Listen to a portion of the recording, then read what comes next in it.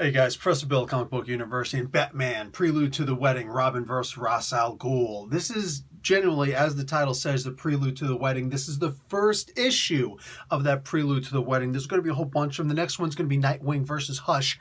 And if it's half as good as this one is, oh, forget about it. This is going to be an amazing issue. Basically, this is Robin, Damian Wayne, getting a test by Ra's al Ghul. While Ross is out, something happens that's like an after-credit scene at the end of this book, and oh my god, it's amazing. We're going to get to that in a half a second, all right? Basically, this book is literally, it's just Robin trying to figure out more about himself as he's getting fitted for a thobe. Thobe is that Arabic-style uniform that he's wearing. It's a cultural thing, whatever it is, what it is. Personally, I'm not having spent 5 years over in the Middle East, I'm not a fan of the Saudi-style thobe. I like the Pakistani style better because it's got the slit in the side. You can't run with this thobe on. I'm just saying, you can't. There's no way possible to run with this style of a thobe on. I actually see the people over there, they lift the thobe up and hold it with their teeth as they're playing soccer. You know what I'm saying? So anyway, so yeah, he's getting fitted for a thobe.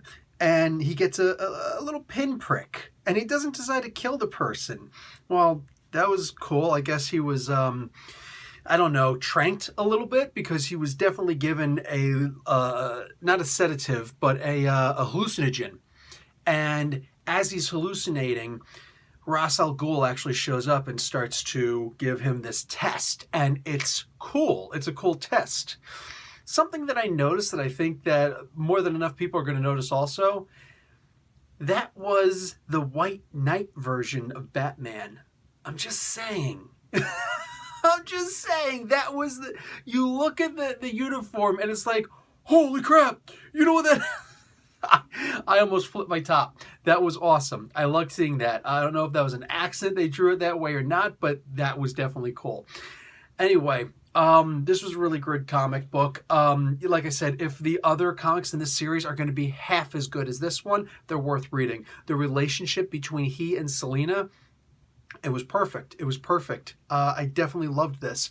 Tim Seeley wrote this. And the artists on this, man, I think it's like all the way in the back. DC's always silly with the way they put, is the stuff in the front? Is the stuff in the back? I'm not going to hunt for this. So if I can't find, no, I'm not going to hunt for it. Anyway, the people involved in the art of this, fantastic. I loved it. There was nothing I didn't like about this comic book. No, this is all good. The end of the comic book, I want to talk about that really briefly. Check this out.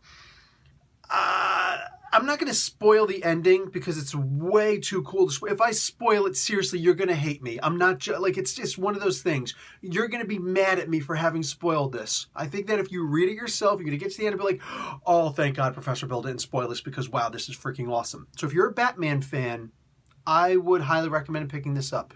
Even if you're just going to open it up and read through it, whatever, and just look at the back 2 pages, I would recommend buying it myself. But, you know, you just want to look at the back 2 pages. I expect an actual thank you letter, handwritten, sent to me, saying thank you, Professor Bill, for not spoiling this, because reading it was so much cooler. It would help if you actually did read through the comic book itself also, because, yeah, there's a lot of cool stuff in here regardless. I want your opinion on this. I'm not going to say too much. I'm going to ask a question.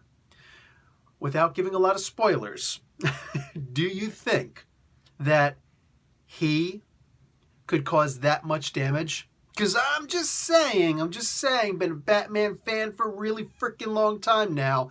And I know that there are going to be, you know, fans of the Batman universe or DC fans or whatever, and they're going to be like, oh yeah, man, this guy, he could kill, you know, Galactus and all that. I don't know why they didn't have him go after, you know, Darkseid in the final crisis, and before that they could have just had him go up against you know, the Anti-Monitor and just take it all out. So look, I'm just saying, this particular bad guy who killed all of Ra's al Ghul's ninjas like that, do you think that he could have done that? I'm just saying. Anyway, that's all.